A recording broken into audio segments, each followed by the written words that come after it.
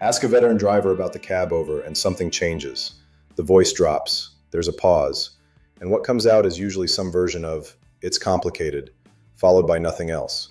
For men who will talk about torque curves and tire pressure for 45 minutes without blinking.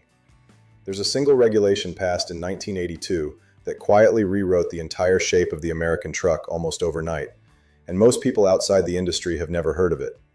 If you think the cab over disappeared because the long nose simply won on merit, wait until you hear what the drivers who actually ran one for years will tell you once you push past the hesitation, because the real story is more complicated than comfort winning and case closed.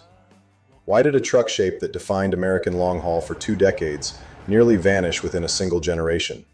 What did the cab over give drivers that a conventional simply can't replicate? And why does missing it come with an uncomfortable silence that most veterans still won't fully explain? If you've spent any real time around trucking history, you already know the shape I'm talking about. No long hood, no engine stretched out in front of the driver like a diving board. Just a flat, blunt face with the cab sitting directly on top of the front axle. The whole cockpit perched almost like a locomotive. In the 60s and 70s, that shape was everywhere on American highways. Kenworth's K100, the Freightliner cab overs that hauled the country's freight before the long nose took over. International's CO9670, Ford's CLT 9000. These weren't oddities. They were the backbone of American long haul for a solid couple of decades. And then, almost within a single generation, they nearly vanished from new production. If you want to understand what happened, and why the guys who drove them still won't quite say why they missed them, you have to start with a regulation that most people outside the industry have never heard of. In 1982, the United States passed the Surface Transportation Assistance Act, and buried inside it was a change that quietly rewrote the entire shape of the American truck. Before that law, states regulated the total length of a truck and trailer combined, which meant every foot spent on the cab was a foot stolen from the cargo box. The cab over design existed specifically to solve that math problem. Put the driver directly above the front wheels, eliminate the long hood, and suddenly you've got several extra feet of trailer space without breaking any length law. That's not a guess or an industry legend. It's the literal engineering logic that built the shape in the first place. The 1982 Act changed the equation by setting trailer length limits separately from the tractor, effectively removing the cab from the length calculation entirely. Once that happened, the entire reason to squeeze the driver over the front axle disappeared overnight. Fleets no longer had to sacrifice comfort for cargo space. They could have both, and that's exactly what they did.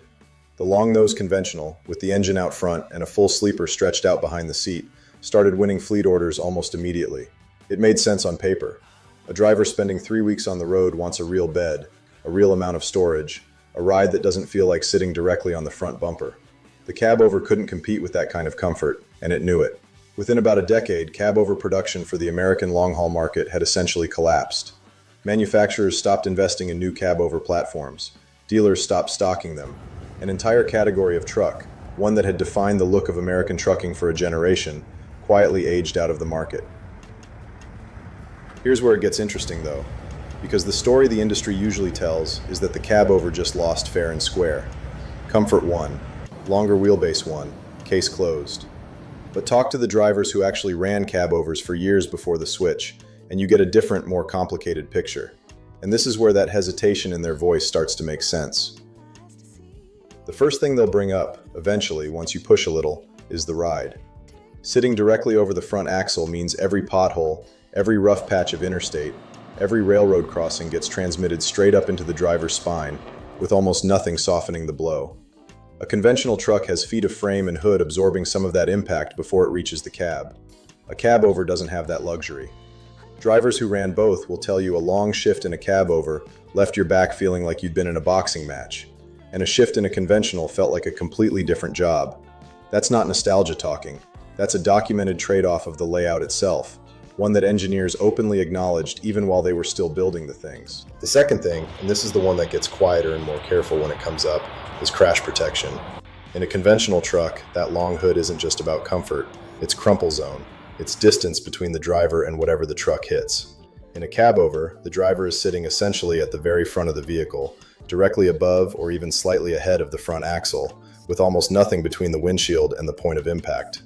That positioning is a fundamental characteristic of the layout, not a rumor or an urban legend passed around at truck stops.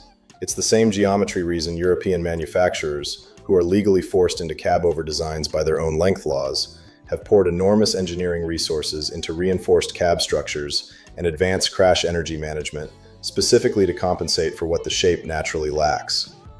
American manufacturers, once the length restrictions disappeared, simply didn't have to solve that problem anymore. They could just move the driver back behind a hood instead. So when an old-timer goes quiet talking about the cab over, it's not because he doesn't remember it fondly. It's because remembering it fondly means also remembering exactly what he was trading for that maneuverability and that visibility. And most drivers who spent real years behind the wheel of one know precisely what that trade-off was. Admitting you miss a truck you also privately knew was rougher on your body and less forgiving in a wreck is a strange, uncomfortable kind of nostalgia. It's not the simple, they don't build them like they used to sentiment.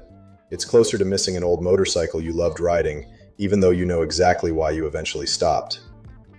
But it's not only about what the cab over cost you, it's also about what it gave you. And that part of the story rarely gets told anymore. Because for all its rough edges, the cab over did things a conventional simply can't. The turning radius on a cab over is dramatically tighter, since there's no long hood swinging wide through a corner. Backing into a tight dock, threading through a cramped rail yard, working a route full of old city streets that were never built with an 18-wheeler in mind, that's where the cab over quietly earned its keep. Visibility was another advantage nobody talks about enough. Sitting up high, directly over the front wheels with a huge windshield right in front of you, gave drivers a sightline down onto the road that a conventional, with its long hood blocking the first several feet of pavement, simply couldn't match. For drivers running dense urban delivery routes or navigating older industrial districts, that visibility wasn't a nice to have. It was the difference between a smooth shift and a very bad afternoon. There's also something less measurable going on here, something closer to identity than engineering. The men who drove cab-overs through the 70s were driving through a genuinely hard era for the industry. Deregulation looming, fuel crises hitting one after another, routes and rates changing under their feet constantly. The truck they were sitting in during all of that becomes tangled up with the memory of surviving it. That's not something you can separate out cleanly, no matter how honest you try to be about the truck's flaws. You don't just miss a machine. You miss who you were when you were driving it, and that's a much harder thing to say out loud at a truck stop counter. And here's the twist that a lot of younger drivers genuinely don't expect. The cab over never actually died, it just moved. Walk through a European truck stop today and you'll see cab over trucks by the thousands, because strict overall length laws across Europe still make the layout the only mathematically sensible choice. The exact same logic that built the American cab over back in the 60s. Modern European manufacturers have spent decades refining the platform, addressing exactly the ride quality and crash structure concerns that pushed America away from it in the first place, building cab overs with genuinely sophisticated cab suspension systems and reinforced safety cells that would have seemed like science fiction to a driver running a K100 in 1975. The shape that American trucking quietly abandoned didn't disappear. It kept evolving somewhere else, solving the very problems that made the old-timers go quiet in the first place. So maybe that's really what's sitting underneath the hesitation. It's not just nostalgia, and it's not just an old truck. It's a driver who lived through a genuine engineering trade-off, who knows exactly what that shape cost him physically, and who still, somewhere underneath all of that, misses the visibility, the tight turns, and the particular version of himself who was tough enough to run one for years without complaint. That's a complicated thing to explain over coffee. It's a lot easier to just shrug and say, it's complicated, and let the conversation move on to something simpler, like tire pressure. Next time you're at a truck stop and you spot someone old enough to remember running one of those flat-faced rigs, ask him about it. Don't be surprised if he goes quiet for a second before he answers. Now you'll know exactly why. And if this kind of story, the ones about why trucks ended up looking and driving the way they do, is the kind of thing you want more of, stick around, because there's a lot more of this history sitting just underneath the surface of every truck you pass on the highway.